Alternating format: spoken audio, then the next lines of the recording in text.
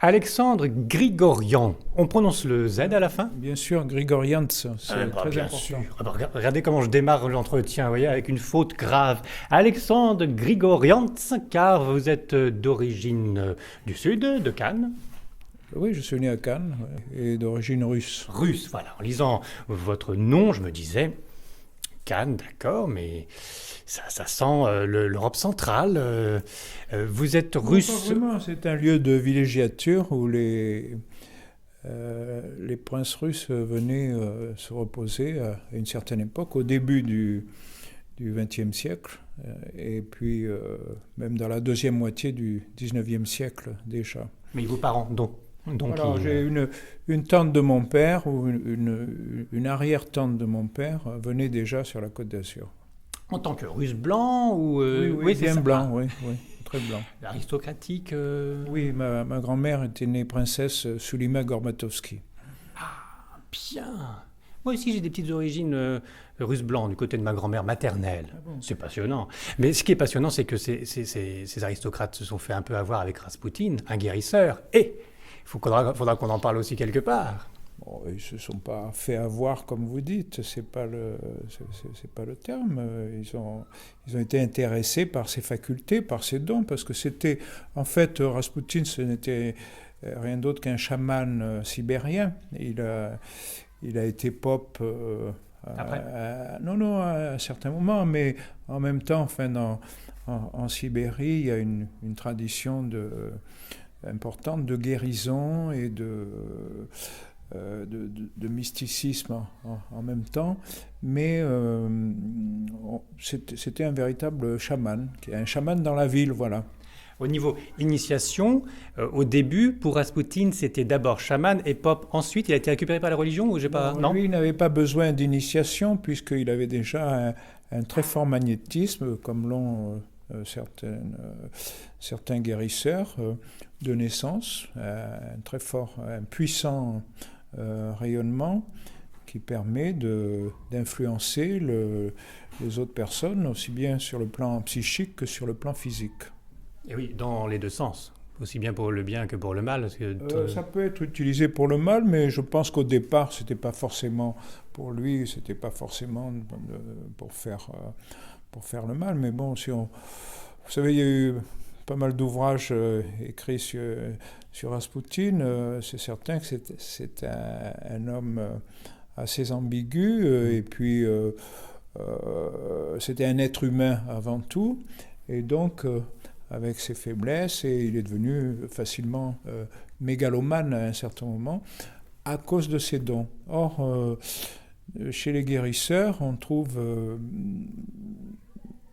toutes sortes de personnages. Il y a des gens qui sont humbles, d'autres qui veulent faire de l'argent, d'autres pour qui c'est le pouvoir qui compte, c'est d'apparaître à la télévision, d'être connu, mais voilà, végétarien. De devenir un people, j'en connais un par exemple. Des noms, c'est pas Raspoutine. Non, je ne donnerai pas de nom. Mais si vous voulez, chacun a ses caractéristiques d'être humain avec ses faiblesses, et puis et rares sont ceux qui sont vraiment des saints, si vous voulez, entre guillemets. Mais il y en a quand même. Vous en avez Oui, rencontré. Oui, bien sûr, oui, non, j'ai rencontré des gens humbles, remarquables, qui avaient un pouvoir très fort. Par exemple, celui qui s'appelle Emmanuel, et qui est Emmanuel Marcos, qui est à Narbonne. Je crois que dès qu'il a découvert son don, il s'est mis au service des autres. Il s'est oublié complètement. Voilà, il a mené une vie, je ne veux pas dire cachée, puisque le bouche à oreille faisait que on venait beaucoup le voir, mais il a quitté il avait un hôtel, il avait un restaurant, il a tout laissé tomber parce que il a vu qu'il était tellement efficace qu'il ne pouvait pas faire autrement que de se consacrer à faire du bien à autrui, et c'est devenu pour lui un sacerdoce. Il a été appelé, il a considéré qu'il avait une mission en quelque sorte, voilà, et qu'il ne pouvait pas reculer. C'était obligatoire. Et bon nombre de guérisseurs que vous avez rencontrés, car on en est là. Beaucoup de livres par Alexandre Grigorians ont été écrits sur les guérisseurs, les exorcistes. Vous avez rencontré plein de chamans, de personnes qui nous permettent de guérir dans toute la planète. Oui, j'en ai rencontré une cinquantaine. J'ai fait le compte l'autre jour, j'en avais plus de 50 en une douzaine d'années, donc dans différents pays. En Colombie, en Russie, en Tunisie, en Biélorussie. Vous avez eu droit à des initiations, vous, en tant que... Oui, en Colombie. On va y revenir, oui. Vous n'êtes pas trop promené du côté du Japon, de la Chine? Non. Je n'ai pas dépassé l'Iran, parce que j'ai vécu pendant 6 ans en Iran, à Téhéran. Mais là, curieusement, je n'ai pas rencontré de guérisseurs. Puis à l'époque, je n'étais pas encore très sensibilisé. Mais le fait est que les musulmans chiites sont, en étant très traditionnalistes, si vous voulez, s'interdisent de pratiquer certaines pratiques qui pourraient être un petit peu sorcellerie. Oui, bon, il y a une tradition persane de guérisseurs, si vous voulez, mais plutôt genre rebouteux, par exemple, pour soigner des chameaux. Et puis aussi, il y a certains... je me souviens avoir vu des miniatures persanes sur lesquelles on voit un guérisseur qui prend le pouls du patient. Mais bon, il est possible qu'ils aient été influencés par la Chine, parce qu'ils ont été pas mal... ils ont subi pas mal d'invasions. Mais autrement, le paranormal en Iran était plutôt pratiqué par les femmes dans les harems. On regardait à travers le miroir. Alors certaines femmes avaient le pouvoir de regarder l'avenir, de voir l'avenir à travers un miroir. Et d'ailleurs, il y a une tradition qui remonte à l'époque sassanide. On disait que le roi Khosrow, il avait une boule de cristal, si vous voulez, dans lequel il voyait ses armées, il voyait arriver l'ennemi, enfin il pouvait voir ce qui se passait dans le monde. Mais ça a été aussi retransmis dans une tradition de l'islam qui a trait au roi Salomon, qui lui aussi donc pouvait voir l'avenir à travers sa bague.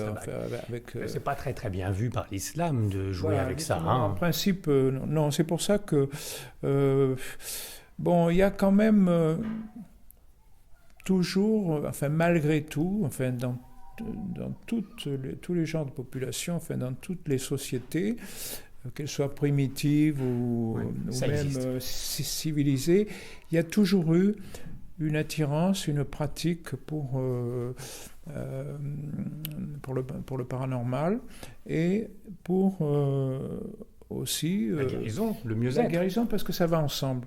Et ça va ensemble tout simplement si vous regardez les personnages qui sont dans mes ouvrages, ceux qui sont les plus puissants,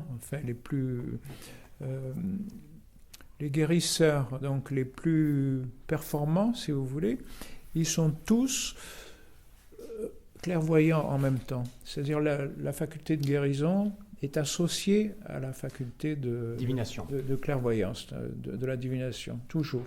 Et souvent, le devin, il peut avoir du magnétisme, mais c'est surtout dans le sens contraire. C'est-à-dire un bon guérisseur, il n'a pas besoin même que vous lui expliquez ce que vous avez, il vous regarde, il dit « ne dites rien, vous avez ça, ça et ça », il va droit au problème. Voilà. Immédiatement. Et à tel point que certains sont tellement doués qu'ils voient à travers le corps et vont voir le calcul que vous avez dans le rein gauche ou bien dans la vésicule biliaire. J'ai ça, moi? Qu'est-ce que j'ai? Je me dis, c'est vrai, ça? J'ai ça? Vous avez vu ça? Oui, peut-être. Je vous remercie, c'est agréable. Vous êtes en pleine santé après avoir rencontré plus de 50 guérisseurs et en étant guérisseur vous-même, parce que ça s'acquiert finalement, on arrive à pratiquer. Bon, en pleine santé, bon, je me sens pas trop mal, bon, ça va, hein, mais Parce qu'on peut je crois que c'est pas le problème. N'importe qui, c'est un cliché de dire qu'il suffit d'avoir une vie saine et puis des pensées saines ça peut aider. pour être bien dans son corps et puis donc ne pas avoir des dérives alimentaires. Vous êtes toujours végétarien ? De boissons. Non, ça c'est terminé, ça. Ah. Non, là vous touchez un point sensible, effectivement, pendant presque 2 ans en Colombie, enfin quand j'étais à Bogota. Lors de votre initiation ? Oui, j'ai eu une prise de conscience grâce à un de ces guérisseurs que j'ai rencontré. Et on m'a recommandé d'être végétarien, de ne pas boire, de cesser l'alcool aussi. Et je l'ai pratiqué et ça a donné des résultats extraordinaires parce que, pas seulement sur mon état physique et psychique, parce que je me sentais en pleine forme, hein, j'étais un autre homme, j'étais régénéré, mais ça a développé en moi ce potentiel de magnétisme, si vous voulez, qui a été décuplé, à tel point que, quand j'allais voir des collègues, enfin des amis guérisseurs, il y en avait 2, ils étaient étonnés parce qu'eux sentaient et ils pouvaient mesurer l'énergie ou la puissance. Voilà, c'est ça. Alors je me souviens, il y en avait un qui me mesurait, il disait, mais écoute, c'est formidable, tu arrives je te sens d'ici à 3 mètres, là, enfin il sentait le rayonnement que j'avais dans les mains. Voilà. Alors Alexandre Grigorians, votre initiation, elle n'arrive pas comme ça par hasard. Il y avait un mal-être, me disiez-vous avant. C'est écrit, dans Nous sommes tous des guérisseurs.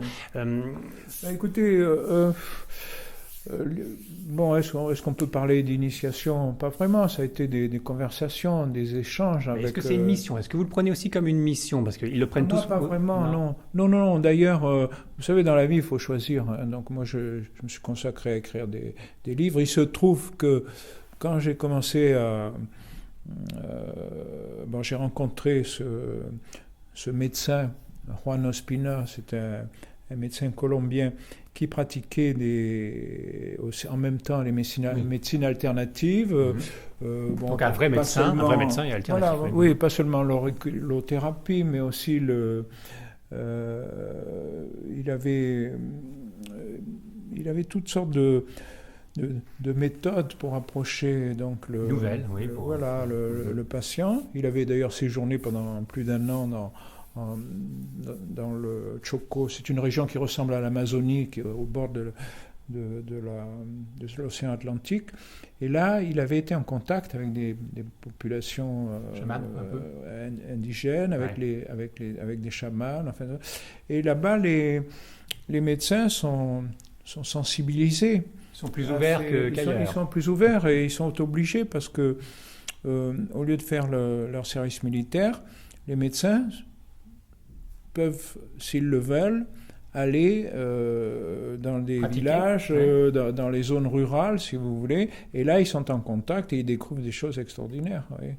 Alors moi, donc cet homme, quelqu'un m'avait dirigé vers lui, et dès la première séance... il m'avait fait des passes magnétiques, des trucs un peu magiques, vous n'étiez pas du tout dans le truc à ce moment-là. Non, pas vraiment. Enfin j'étais quand même un peu intéressé par les phénomènes comme tout le monde, qui sortent de l'ordinaire. J'étais ouvert, j'avais l'esprit ouvert, j'étais curieux. Et quand je suis sorti de son cabinet, j'étais quelqu'un d'autre. J'étais transformé, mais à tel point que... Alors, j'étais obligé, le lendemain, je l'ai appelé. J'ai dit, écoutez, Juan, je ne comprends pas ce qui se passe. Je suis quelqu'un d'autre, je n'ai plus de fatigue, j'ai plus de problèmes, je me sens bien. Enfin, je ne sais pas ce que vous m'avez fait. J'aimerais en parler avec vous. Il m'a dit, pas de problème, tu n'as qu'à venir tel jour. Bon, je dit, je peux venir vendredi après-midi. Alors, je suis arrivé dans son cabinet et je voulais lui poser des questions. Il m'a dit, non, écoute, tiens, mets ça. Il m'a donné une blouse blanche, là, enfile ça, et puis tu regardes ce que je fais, voilà. Et je me suis mis c'est de la médecine empirique, alors. Je me suis mis à côté de lui, et j'ai vu ce qu'il faisait, j'ai vu les... Ouais. De temps en temps, je posais une petite question. Après, il m'a donné quelques explications. Il m'a parlé des chakras, il m'a parlé de toutes les connaissances un peu il m'a extraordinaires. donné les bases, si vous voulez, de tous les gens qui s'intéressent au yoga ou bien aux médecines, énergies. aux médecines parallèles. Bien sûr. Alors, ça a été le déclic finalement de tous Voilà. ces livres, de ces recherches, de cette enquête Oui, au niveau de c'était ces guérisseurs. le déclic. Parce que ça a marché sur vous. Ah, ça a marché, c'était formidable. Et donc, Excusez-moi. il me dit, tu reviens quand tu veux. Alors, Oui. je dis, bon, ben, vendredi prochain.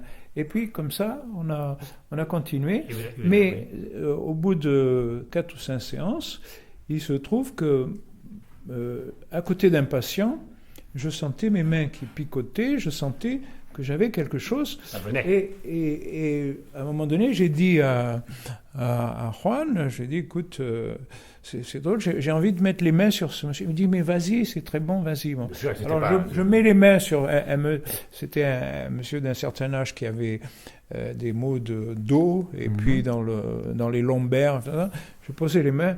Ah, il m'a dit, Oh, que c'est bon, c'est marqué, oui, je l'ai lu. Oui. Exactement, il m'a dit, que bueno, Que bueno. calienti, À un buen moment- calientico. Et puis après, à la fin, il m'a remercié Oh, chaleureusement, il m'a dit, beaucoup plus que le médecin, il me dit, muchas gracias, doctor. Alors là, c'était... Alors, ça fabuleux. ça m'a fait plaisir. Mais alors du coup, je me suis pris au jeu, et c'est comme ça que je suis devenu l'assistant du docteur Juan Ospina pendant Voilà, mais- le vendredi après-midi. Mais vous n'êtes pas allé plus loin. C'est-à-dire, vous n'avez pas pris une patente et vous n'avez pas ouvert un cabinet. Non, mais on m'a proposé, quand j'habitais à Saint-Germain-en-Laye, tu sais, Marie-Noël, il y avait un... Marie-Noël, c'est pas la caméra, c'est la dame qui nous reçoit chez elle. Elle est juste derrière. Merci, Marie-Noël. Il y avait Elle est cachée, on la voit pas. ostéopathe qui soignait mon épouse, et je lui avais dit ce que je faisais, et il m'avait offert un job. Il voulait que je travaille avec lui, parce que il voulait développer, il était intéressé par les Ils médecines sont ouverts, parallèles. ces ostéopathes. Et donc Très il bien. voulait... alors bon, à l'époque, j'avais plusieurs bouquins à écrire, et j'avais décliné, quoi, tu vois. Ah bah ça tombe bien, il y a le téléphone qui sonne, j'essayais d'en placer une depuis pas mal de temps. Alors justement, Pardon, je vous en prie, non. j'en profite pour placer. Vous, ça a marché, vous êtes guéri, enfin, je ne sais pas trop ce que vous aviez, mais enfin, un mal-être, des fatigues, etc. Puis bon, voilà, ça vous êtes ressorti. Vous Oui. savez, c'était... Tu te déprimes, peut-être? Non, pas du tout. Non, Ah. ça me... Non. J'étais directeur d'une filiale d'une grande société française. Ça voulait dire des invitations tous les soirs, Ah ouais. des vins, du champagne. En plus, manque de peau, sous notre appartement en bas, il y avait un charcutier italien, tu sais, qui vendait des pâtés extraordinaires, du C'est pas jambon possible. et tout. Alors, je résistais pas, tu sais, quand je passais devant chez lui, et ça avec une bouteille de champagne. Alors, donc, finalement, je m'étais bousillé Le foie. voilà, exactement. D'accord. Hein. Il en peut plus, ton foie, votre foie. Mais ça, il vous l'a réparé, votre foie, sans que vous ayez foi en lui. Très drôle. Mais non, mais c'est vrai, vite fait, ça allait mieux. Tandis que pour soigner le foie, il faut le désengorger, tout ça. Non, mais c'est-à-dire que moi, j'ai fait ce qu'il fallait aussi. Et il s'agit d'une discipline. Et en plus, alors ça, c'est très important, pour développer le magnétisme, je faisais de l'exercice, je faisais de l'aérobic. J'avais un centre Mais oui, c'est vrai, tous les matins. de gymnastique. Alors, entre 7h et 8h, avant de commencer mon travail au bureau, je faisais une heure d'aérobic. Alors ça, si vous lisez Barbara Ann Brennan, qui a écrit les mains de lumière, Hands of Light, elle préconise, elle aussi, si on veut devenir si on veut développer des facultés de magnétisme, si vous voulez, si on veut développer son propre magnétisme, donc il faut faire certains exercices, et notamment qui ressemblent beaucoup à l'aérobic, voilà. Tiens, donc, le yoga aussi, Non, sûrement. mais je pense que les gens qui font du jogging, c'est pareil. Hein, ils développent quelque chose qui est très bénéfique à la fois pour le psychisme et puis, bien évidemment, pour le physique. Voilà. Alexandre Grigorians, vous avez une théorie pour toutes ces personnes que vous avez rencontrées sur la planète entière, quasiment, puis aussi en France, hein, parce qu'il y a ce livre-là, Rencontre avec des guérisseurs remarquables.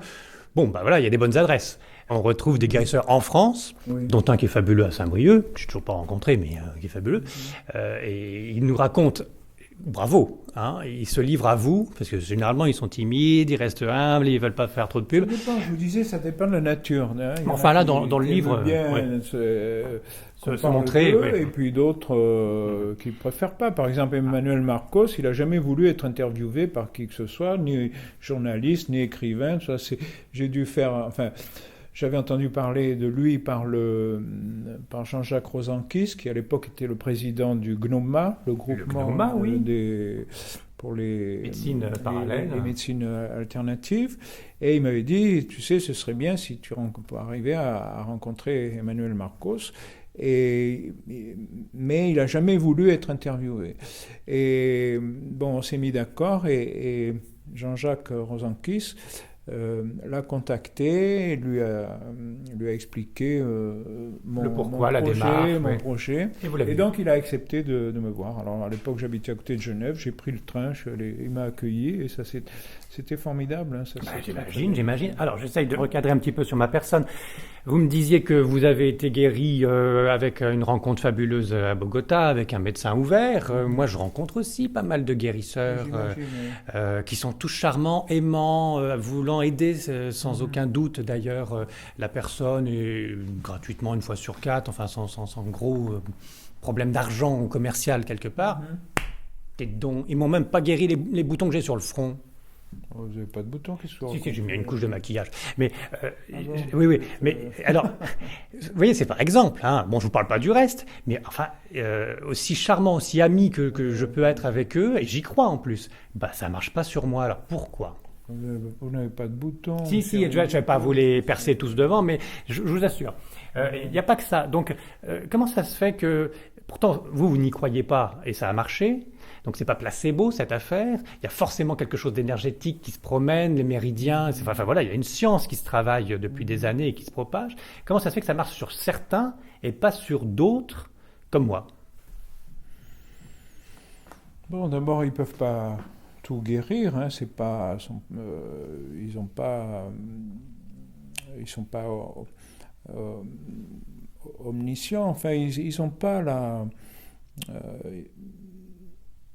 Il y en a qui ont beaucoup de succès, on peut dire, ils ont des très fortes probabilités d'avoir d'excellents résultats. C'est la raison pour laquelle ensuite le bouche à oreille fonctionne. Et c'est surtout par le bouche à oreille ou en passant par le GNOMA dont nous parlions, parce que les guérisseurs du GNOMA sont tous... vérifiés. Voilà, c'est ça. Il faut qu'ils apportent des preuves, l'évidence de leur efficacité. Mais en plus, pendant 2 ans, ils sont admis en tant qu'aspirants, si vous voulez. Et ce n'est qu'au bout de 2 ans qu'ils sont confirmés. Voilà. Et oui. Et puis donc, si on écrit en disant « il m'a fait quelque chose », ils peuvent être virés aussi radiés, pour dire le terme exact. Oui, c'est ça. C'est très sérieux, oui. Il y a aussi la même structure pour les hypnotiseurs. Hein. Oui. Alors bon, mais vous savez, il y a des gens qui sont récalcitrants. Hein. Peut-être que vous avez peut-être une personnalité trop forte ou trop originale ou trop. Croyeux, ça se saurait ça. Non, je ne comprends pas parce que je suis de bonne foi en plus. Enfin, voilà, j'y vais à fond. Je veux bien qu'on me fasse. Mais attendez. Et je ressens des choses. Ça ne vous fait pas souffrir. Vous faites trop attention à votre esthétique. C'est ça le problème. Donc vous y attachez trop d'importance. Ne faites pas une psychologie comme ça. C'est pour cette raison que vous croyez que vous n'êtes. Mais en fait, ce qui compte, c'est votre état général, c'est votre psychisme. Ah non, parlons pas, mon pauvre monsieur. Dans ces cas-là, on n'a pas fini. Bon, je vais pas vous faire la chanson. Mais alors. Est-ce qu'on est là pour vous faire un diagnostic Non, mais la question est de savoir. Voilà, ça marche pas pour tout le monde, manifestement. Mais si, normalement, ça marche pour tout le monde. Il y a toujours la plupart du temps, il y a un effet bénéfique, il y a une transformation. Ces gens ont un pouvoir d'influencer le psychique et le physique qui est incontestable. Alors... Cela dit, dans des cas de pathologie très graves ou très difficiles, ils peuvent ralentir. C'est-à-dire que vous pouvez considérer que le guérisseur qui vous a soigné, ou qui vous a traité, il a peut-être arrêté le développement des boutons. Ils sont restés de la même dimension, ils ne se sont pas non plus répandus sur tout le corps. Il a ralenti le processus ou bien il l'a bloqué. Vous voyez, donc ça, c'est quand même positif. Oui, bien sûr. Bon, mais si on parle des boutons. Bien sûr. Sauf que hélas, j'ai encore plus de boutons depuis. Mais remarquez, je tape pas sur les guérisseurs du tout, puisque je suis retourné voir des dermatologues. Vous n'avez pas intérêt, parce que si vous faites leur... j'ai été voir des dermatologues. En ce moment, je me soigne avec des crèmes prescrites par des dermatologues, et j'ai encore plus de boutons aussi. Ouais, donc, ça veut dire. Vous prenez des crèmes, bien sûr, c'est pour ça. Faites des choses naturelles. Bon. C'est noté, Alexandre Grigorians. On a le temps de se retrouver pour une deuxième partie. Oui, on y va. Alors, vous avez compris, on se promène autour des 3 livres aux éditions Trajectoire, rencontre avec des guérisseurs remarquables, guérisseurs exorcistes de notre temps, et surtout, la bonne nouvelle, nous sommes tous des guérisseurs. On se retrouve dans la deuxième partie.